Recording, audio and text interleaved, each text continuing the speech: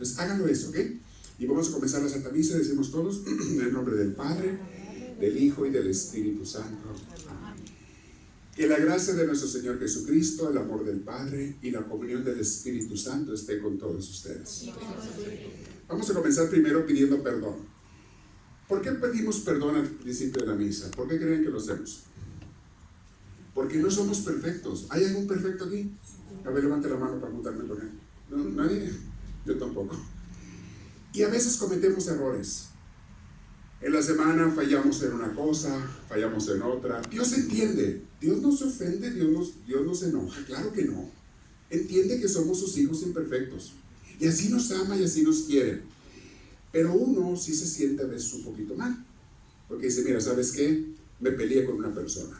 Ofendí a alguien. Critiqué a otro. Falté en la caridad. Falté en el amor. No me acordé de Dios. Lo abandoné varios días, no hice oración. Lo dejé a un lado. Todas esas cositas nos lastiman a veces más a nosotros que a Dios. También a Dios le duelen, pero no lo separan de ti en nada por esas cosas. Pero al principio de la misa decimos, perdóname, sabes que sí le regué nada. Y es bonito porque Dios dice, no hay problema, mijo, mija. Es como que te voy a bañar. Venimos un poquito sucios del campo, de afuera, del trabajo. Te voy a bañar y te voy a purificar para que estés en esta misa bien limpiecito para Dios. ¿Ok? Eso es lo que hacemos en este momento. Entonces, en un momento de silencio, pedimos perdón por lo que le hayamos fallado.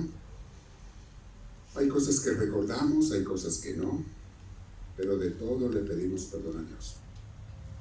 Y expresamos arrepentimiento diciendo, yo confieso ante Dios Todopoderoso y ante ustedes, hermanos, he pecado mucho de pensamiento, palabra, obra y omisión. Por mi culpa, por mi grande culpa. Por eso ruego a Santa María siempre Virgen, a los ángeles, a los santos, y a ustedes, hermanos, que intercedan por mí ante Dios nuestro Señor. La oración que sigue, que hace el sacerdote o el diácono que está presidiendo, es para recibir ya el perdón de los pecados. Yo a veces uso la absolución de la confesión. Me gusta, porque esa, al que esté arrepentido, es como si te hubieras confesado, es lo mismo. Recibes el perdón de todos tus pecados. Esa nomás los sacerdotes no podemos dar. Pero hay otra oración que también es una forma de pedir perdón a Dios. El Señor Todopoderoso tenga misericordia, ¿se acuerdan? Tenga misericordia de nosotros, perdone nuestros pecados y nos lleve, ¿qué? A la vida eterna, porque un día queremos ir con Él a la vida eterna. Entonces, esa es una forma de absolución donde le pedimos a Dios que nos perdone, y Dios te perdona si estás arrepentido. Pero hay otra que lo voy a usar hoy, que es la que damos en la confesión los sacerdotes. Y esa es bajar el sacramento. Se llama bendición de descenso. Desciende la bendición sobre ti. La otra es bendición de petición. Le pedimos que nos bendiga. Cualquiera puede pedirle a Dios siempre que le perdone. Pero el sacerdote te da la absolución de descenso, que venga el perdón sobre ti. Entonces, aquellos que estén arrepentidos de sus pecados, incluyendo mis hermanos que están en línea, en este momento inclinen su cabeza y van a recibir el perdón de los pecados. Dios Padre misericordioso, que reconcilió al mundo consigo por medio de la pasión, muerte y resurrección de su Hijo, y envió el Espíritu Santo para el perdón de los pecados, te conceda por el ministerio de la Iglesia el perdón y la paz. Y yo te absuelvo de todos tus pecados presentes y pasados, en el nombre del Padre, del Hijo y del Espíritu Santo. Amén. Entramos en gloria.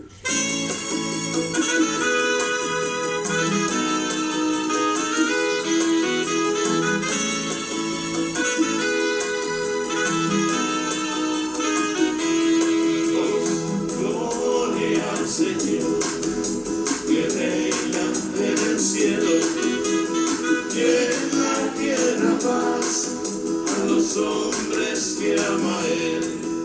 Señor, te alabamos, Señor, te bendecimos, todos te adoramos, gracias por tu gloria. Gloria al Señor, que reina en el cielo, y en la tierra paz a los hombres que ama Él. Y en la tierra paz a los hombres que ama Él. continuamos. Vayan ahora preparando sus Biblias. Sigue la parte de la palabra de Dios. Vamos a escuchar su palabra. Pero primero hacemos la oración colecta. Señor Dios, que mediante la gracia de la adopción filial quisiste que fuéramos hijos de la luz, concédenos que no nos dejemos envolver en las tinieblas del error, sino que permanezcamos siempre vigilantes en el esplendor de la verdad. Te lo pedimos por Jesucristo nuestro Señor. Amén. Bien, ¿ya tienen sus Biblias por ahí, hermano? Vamos a hacer nuestra declaración bíblica de misioneros del amor de Dios. Decimos todos en voz alta. Esta es mi Biblia y es mi guía. En ella Dios me dice que me ama y me da su luz para cada día. Los misioneros del amor de Dios amamos y estudiamos la palabra de Dios. En mi Biblia Dios me enseña que todos somos hermanos. Él es mi Padre y el Padre de todos los humanos. Declaro que Dios nos quiere sin divisiones, porque en su amor Él no hace diferencias entre razas, credos ni religiones. Dios nos quiere en unión, Dios nos ama a todos por igual, y para todos quiere la salvación. Los misioneros del amor de Dios sembramos el amor, el respeto y la paz. Obedeciendo a Cristo sembramos el reino de Dios. Compartimos su palabra y bendiciones a todos los demás. Muy bien, tomen asiento, por favor. Tenemos una lectura, la primera lectura es muy cortita, 2 versículos del libro de la sabiduría. Ese libro no lo van a encontrar en Biblias protestantes. Si usted dice, ay, no está este libro en mi Biblia, es porque no es una Biblia católica. También es buena, tiene los otros libros también. La mayoría de las Biblias protestantes son buenas. No todas, pero la mayoría. Pero le faltan 6 libros del Antiguo Testamento y este es uno de ellos. Va a hablar sobre cómo Dios nos creó a su imagen. Y de hecho le pusimos ese título al día de hoy. Dios nos creó a su imagen y quiere que volvernos a ella. Porque a veces nos apartamos de la imagen de Dios. Nos hacemos diferentes a como Dios nos hizo. ¿Cómo nos hacemos diferentes? Por el pecado. Cuando nos separamos de Dios y decidimos pecar, ya no somos como Dios. Ya no somos en la imagen de Dios. Tenemos que arrepentirnos, volver a Él, para que nos vuelva a limpiar, purificar y ser como Él. Okay, eso tenemos en esos 2 primeros versículos. Luego en el Evangelio, hay un milagro que es muy bonito en San Marcos. El Evangelio de San Marcos se caracteriza porque es muy sabroso de leer. De los 4 evangelios, es el más sabroso. Narra las cosas como, ¿qué les quiero decir? Como una novela. Usa los mismos ejemplos que usaban Marcos y Lucas y a veces Juan, pero no de Marcos y Lucas. Pero su forma de narrarlos los hace más, no sé, más sabrosos de leer, más ricos. Marcos es un evangelio muy rico y muy cortito. Es el más cortito de los 4 evangelios. Pero lo que narra te mete en la historia, como si estuvieras viviéndolo allí. Usa palabras, usa ejemplos, usa cosas. De hecho, el evangelio de hoy abarca más versículos. Lo resumí a estos del 25 al 34, porque habla de otro milagro, de la resurrección de la hija de Jairo. Era un funcionario de la sinagoga que va y le pide a Jesús, sana mi hija, se está muriendo. Eso aparece antes y después de este pasaje que vamos a leer. Marcos intercala un milagro entre otro milagro. Entonces te hace ver todo muy real, como fue real. Jesús iba de camino a sanar a la hija de Jairo que estaba muriéndose, que de hecho cuando llegó ya se había muerto. Iba a sanar a la hija de Jairo que estaba muriéndose y lo interrumpe una mujer enferma. Una mujer pobre que había sufrido mucho por años, estaba desesperada, no podía encontrar alivio a su enfermedad, sufría de flujo sanguíneo constante. Y una pobre mujer así pues cae en anemia. En aquel entonces no se conocían ese nombre de enfermedades, pero le pasa anemia, viene debilidad física, viene de enfermedades de otro tipo, te fallan los órganos. Y mucha gente, si no se atiende eso, hoy en día pues puede morir joven, muere antes de tiempo. Esta pobre mujer sufría de eso y estaba desesperada. Y vamos a leer cómo ella va y se acerca a Jesús, pero a escondidas. Les voy a explicar por qué fue a escondidas. ¿Por qué no se le puso enfrente? Le dijo, Señor, sáname como otra gente. Hay una razón para ello. Voy a explicarles eso, pero ya les estoy predicando la homilía. No, espérense, se los dejo. Es que este hermoso evangelio a mí me llena mucho porque veo la actitud de Cristo, veo la ternura de Dios. Es lo que veo en este evangelio. Como en otras partes, veo la ternura de Dios con sus ovejas. Vamos a meditar en eso, pero primero escuchemos el libro de la sabiduría.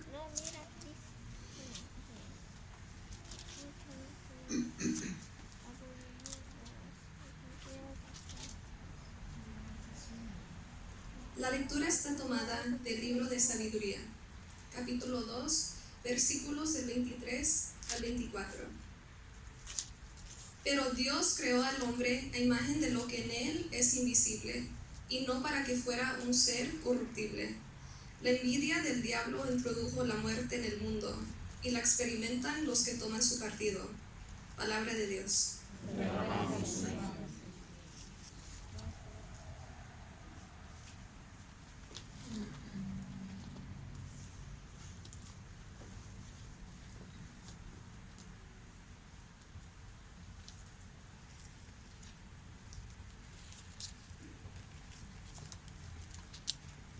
Los invitamos a recitar el salmo que dice: Te alabaré, Señor, eternamente.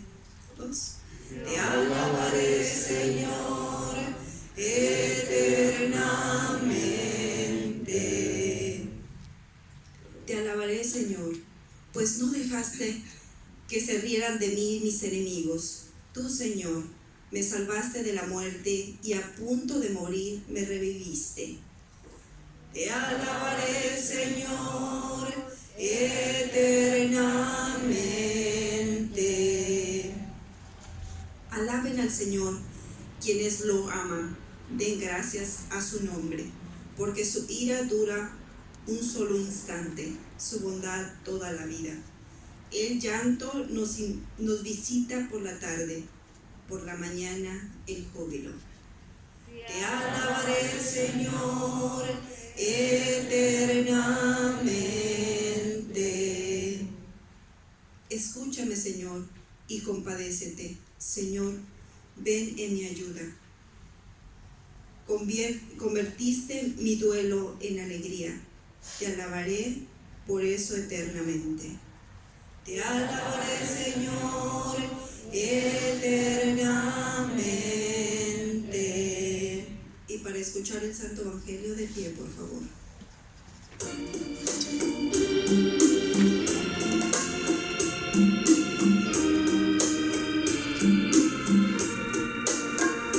Aleluya, aleluya, aleluya. Aleluya, aleluya, aleluya. La diestra del Señor ha hecho prodigios. La diestra del Señor me ha salvado. Aleluya, aleluya, aleluya. Aleluya, aleluya, aleluya.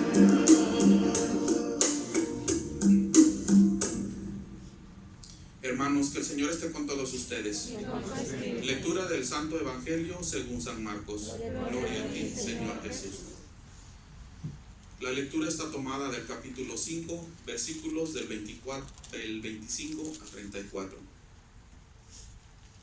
En aquel tiempo se encontraba allí una mujer que padecía un derrame de sangre desde hace 12 años. Había sufrido mucho en manos de muchos médicos y se había gastado todo lo que tenía, pero en lugar de mejorar, cada vez estaba peor. Como había oído lo que se decía de Jesús, se acercó por detrás entre la gente y le tocó el manto. La mujer pensaba: si logro tocar, aunque sea solo su ropa, sanaré. Al momento cesó su hemorragia y sintió en su cuerpo que estaba sano. Pero Jesús se dio cuenta de que un poder había salido de él y dándose vuelta en medio del gentío preguntó: ¿quién me ha tocado la ropa? Sus discípulos le contestaron: ¿ya ves cómo te oprime toda esta gente y preguntas quién te tocó. Pero él seguía mirando a su alrededor para ver quién le había tocado. Entonces la mujer, que sabía muy bien lo que había pasado, asustada y temblando, se postró ante él y le contó la verdad. Jesús le dijo: hija, tu fe te ha salvado. Vete en paz y queda sana de tu enfermedad. Hermanos, esta es palabra del Señor. Gloria a ti, Señor Jesús. Pueden tomar asiento.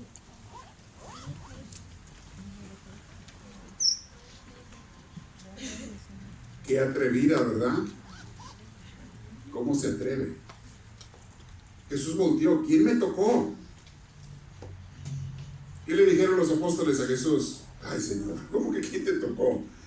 Traemos cientos de gentes alrededor, te están empujando para todos lados, todo el mundo quiere oírte o ver un milagro tuyo, todo el mundo te está empujando y tú preguntas, ¿quién me tocó? ¿Qué les contestó Jesús a los apóstoles? ¿Qué les contestó cuando dijo eso? Nada. Haber pensado, pobres mensos, no entienden de qué estoy hablando. Pero la persona que fue sanada, que me tocó, sabe muy bien de qué estoy hablando. Esa persona sabe muy bien. Y Jesús los ignoró a los apóstoles y volteó y estaba buscando a ver quién lo había tocado. A mí, 100 gente lo habían tocado, pero Jesús sabía que era de una manera diferente y que había pasado algo muy diferente. ¿Quién me tocó? La mujer se asustó. ¿Por qué se asustó?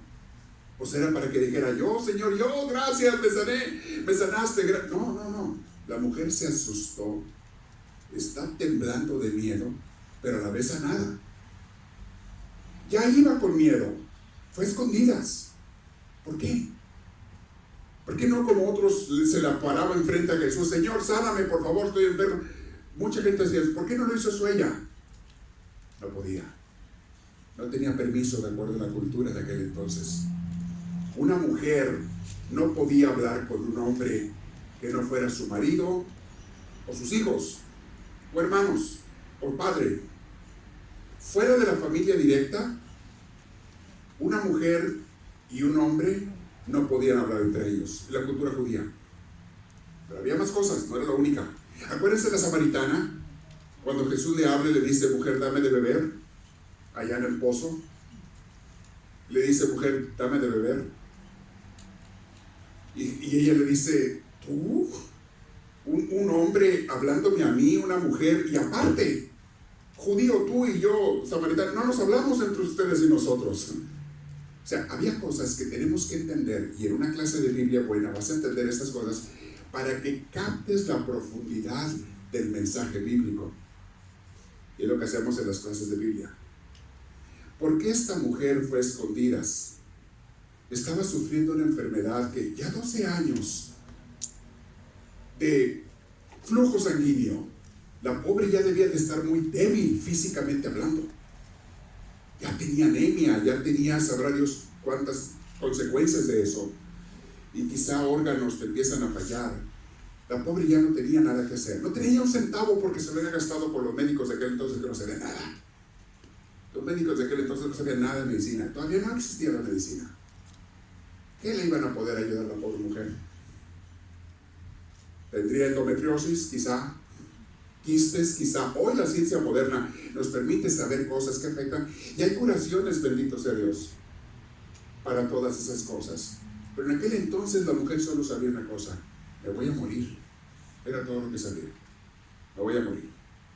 Aparte de que una mujer no podía hablar con un hombre, en la teología del Antiguo Testamento, del Pentateuco, se decía que una mujer en esos estados se consideraba impura y no podía tocar a un hombre, a nadie en la casa, ni a otra mujer, hasta que quedara sanada, hasta que ya no tuviera flujo sanguíneo, porque como estaba impura, hablando espiritualmente, no física, espiritualmente la consideraban impura.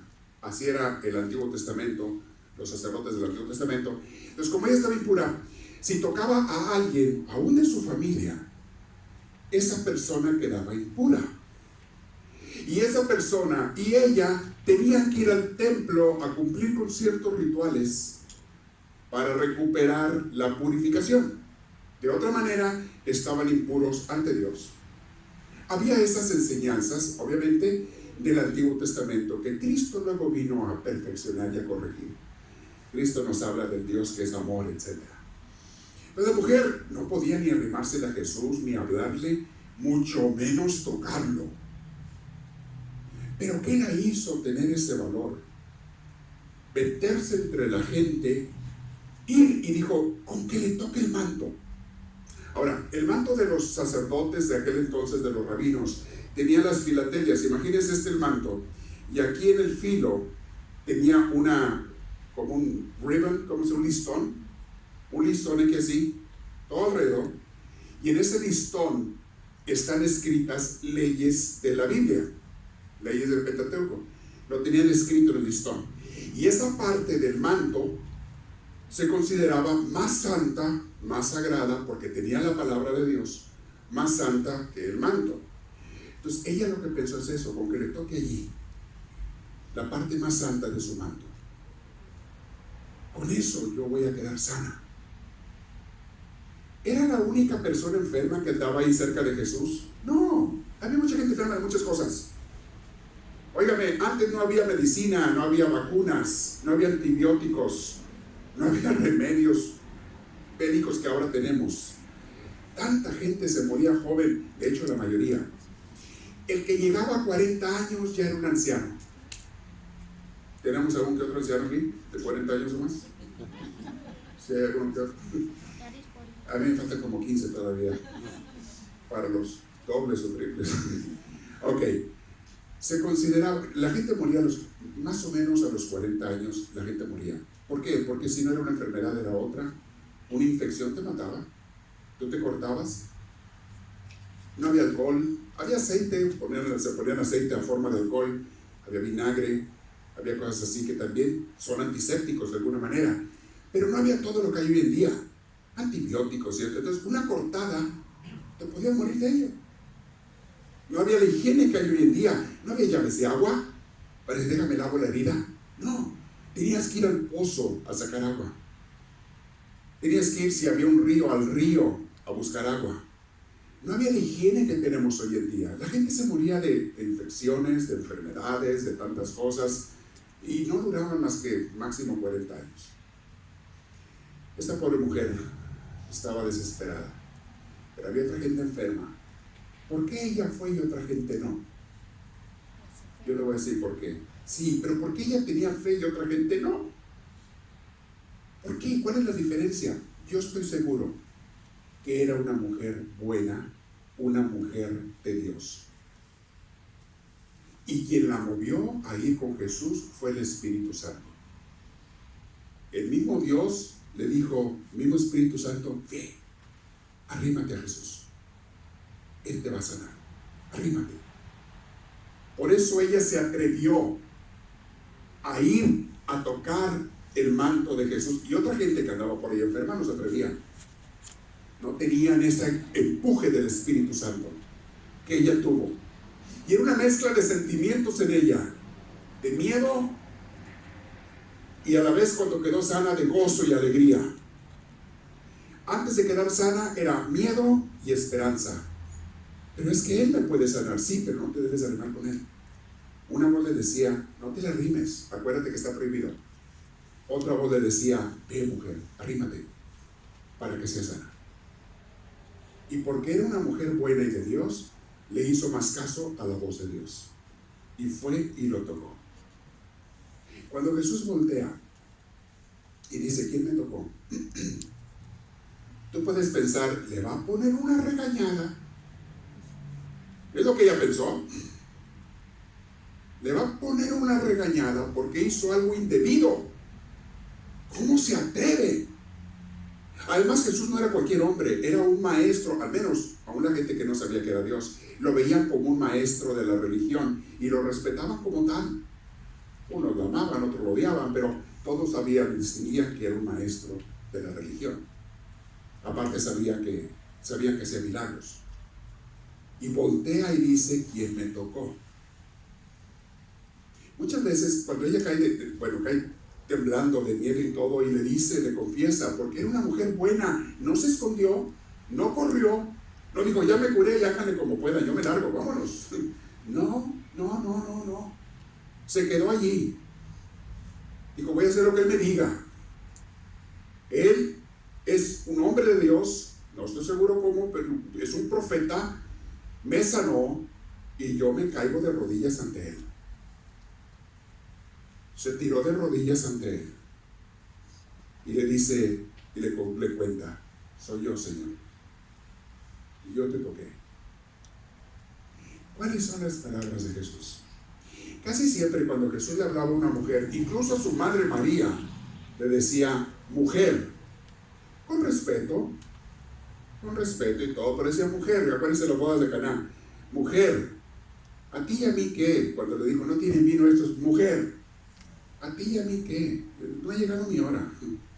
Y ya sabemos la historia esa muy bonita también, cómo obedeció a la Virgen María, obedeció a su madre, pero bueno, aquí no le dijo, mujer, tu fe te ha sanado, le dijo, hija, una palabra tierna de amor. No solamente no te voy a regañar, te considero mi hija, más bien te voy a felicitar por tu fe, y es lo que hizo. No tengas miedo, no te voy a regañar. A mí no me importa lo que diga la sociedad, a mí no me importa lo que diga la cultura. Tú fuiste movida por el Espíritu Santo, me tocaste, fuiste sanada. Para mí eres mi hija. Hija, aparte te doy una alabanza. Tu fe te ha sanado. Sí fue Jesús, pero se requiere la fe de la persona. Tu fe te ha sanado. Escuchaba en estos días a uno de nuestros predicadores que comentaba cómo se encontró con alguien en el trabajo y esta persona en el trabajo le dijo, yo no creo en Dios o no quiero creer en Dios porque Dios no es justo, Dios no trata igual a todos, Dios es disparejo, no trata igual a todos. Y cuando le preguntan ¿por qué dice eso? Porque en mi familia hubo unas desgracias, unas tragedias. Y yo le pedí a Dios que no pasaran, y pasaron. Enfermedades, muerte. Le pedí a Dios que no pasaran, y pasaron. Dios no es parejo. Y cuando le preguntaron a esta persona, oiga, ¿y usted y su familia acudían a la iglesia? No teníamos tiempo. ¿Usted y su familia buscaban a Dios de alguna manera? No. Siempre estábamos ocupados trabajando en nuestras actividades o buscando diversiones, con otras palabras, pero eso es lo que dio a conocer. Siempre estábamos ocupados haciendo otras cosas, o trabajando, divirtiéndonos o descansando. O sea, nunca buscaron a Dios. No. Entonces usted tiene mucha razón. Eso es lo que yo le contestaría a esta persona. Usted tiene mucha razón. Dios no es parejo. Dios no trata a todos igual. Y es la verdad. Dios no puede tratar a todos igual porque no todos se dejan querer. Hemos visto en otros temas, si tú no eres oveja del rebaño de Dios, ¿cómo quieres que Dios te pastoree? Si tú te rehusas a ser discípulo de Cristo y no quieres, y eso no son ustedes son los que están aquí. Ustedes están aquí porque ustedes sí quieren ser discípulos de Cristo. Pero ¿cuánta gente hay allá afuera que no quiere? Y esos son los que gritan, Dios no es parejo. Pues no puede ser, mi hijo, porque te quiere dar y no te dejas. Te quiere dar de comer y no te dejas alimentar, no te dejas bendecir, no te dejas sanar. Y a la hora que te pasa una tragedia, ahora sí la culpa es de Dios. Mira, tú no hagas el favor, no me diga. Ahora sí la culpa es de Dios. Dios, Jesús es el buen pastor que protege a sus ovejas. Esta mujer la sanó y a muchos otros no lo sanó en aquella ocasión, porque esta mujer era buena. Esta mujer era de las ovejas de Dios. Aunque no lo supiera, de alguna manera era una mujer buena. Escuchó la voz del Espíritu Santo, fue y fue sanada. Sí, cierto, Dios no es parejo. Pero no es porque Él no quiera ser parejo, es porque nosotros no lo dejamos ser parejo. Dios no te bendice a fuerzas, ni a ti ni a tu familia. Pero la gente que es de Dios, le pasan también males y tragedias y Dios siempre los convierte en bendiciones. Las cosas malas las convierte en cosas buenas y lo malo termina en bueno hasta en la vida eterna. Eso es para las ovejas de Dios. Los que no son de Dios, ¿con qué derecho se atreven a reclamarle a Dios que no los bendice si tú mismo no quieres arrimarte? Si tú mismo te has alejado. ¿Qué derecho tenía el hijo pródigo a reclamarle a su papá? Papá, estoy comiendo comida de puercos y a veces no me dejan comer ni eso. Imagínate que el hijo pródigo le reclamara a su padre: mira nada más, soy tu hijo, tú eres rico, tienes empleados bien pagados, el otro hermano mío está re bien, y yo comiendo comida de puercos. Eres un padre injusto. Que le dijera a su hijo pródigo. ¿Qué le diría el padre? ¿Injusto yo, hijo? Yo no te corrí. Yo no te mandé a esa vida entre los puercos. Tú quisiste irte. Yo te pedí que no lo hicieras. Yo te supliqué: no te vayas, hijo, a la vida del pecado. Y tú dijiste: no me importa, yo me voy porque yo soy el dueño de mi vida y la voy a manejar. Y mi vida es mía y hago con ella lo que quiero. ¿No es eso lo que dice mucha gente hoy en día? ¿No es eso lo que mucha gente predica allá afuera? Cada quien quiere hacer lo que le da la gana. Cada quien se manda así solo. Mi vida es mi vida, dicen muchos jóvenes, y nadie me la va a manejar. Eso quiere decir mi Dios. Mis padres no me van a decir lo que tengo que hacer. Espérame, tus padres te aman y saben cosas que tú no sabes. Tienen experiencia, que te quieren. No quiero nada de mis padres.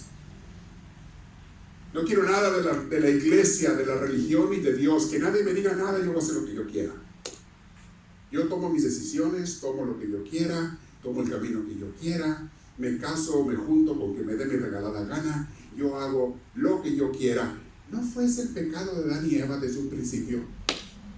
Les dijo la serpiente: no le hagan caso, él nomás quiere mangonearlos. Ustedes pueden ser dioses para que ustedes hagan lo que ustedes quieran. Cómanse esta fruta. Es una liberación de esa esclavitud que Dios les da. Esclavitud, les había dado un paraíso. Les dio su amor y su amistad. Les dio el amor entre ellos dos. Y la serpiente le llamó esclavitud. Hoy en día el diablo sigue hablándole a la gente: que no te esclavicen tus padres. ¿Por qué te van a esclavizar tus padres? Que no te esclavicen las autoridades. Que no te esclavicen en la iglesia diciéndote lo que puedes o no hacer. Es el diablo que sigue hablando. Tus padres, una buena iglesia, lo que quieren es tu bien. Te están hablando desde la experiencia que ellos tienen y desde el conocimiento de Dios que ellos tienen. Quieren tu bien. Es triste, pero así pasa. Mucha gente no fue sanada en tiempos de Cristo porque no quiso acercarse y someterse a Cristo. No nomás en el momento que apareció Jesús, en su vida. Acuérdense de Zaqueo, otro hombre. Era un hombre bueno. Y se convirtió en discípulo de Cristo. Porque aunque no lo conocía personalmente, él buscaba a Dios en su corazón. Y estaba en una vida de pecado y dijo: yo no quiero esta vida de pecado, yo quiero a Dios. Al momento que aparece Cristo, dice: yo lo quiero seguir. Y así terminó. Un discípulo de Cristo, Mateo. Hay tantos ejemplos y podemos seguir con uno y otro y otro.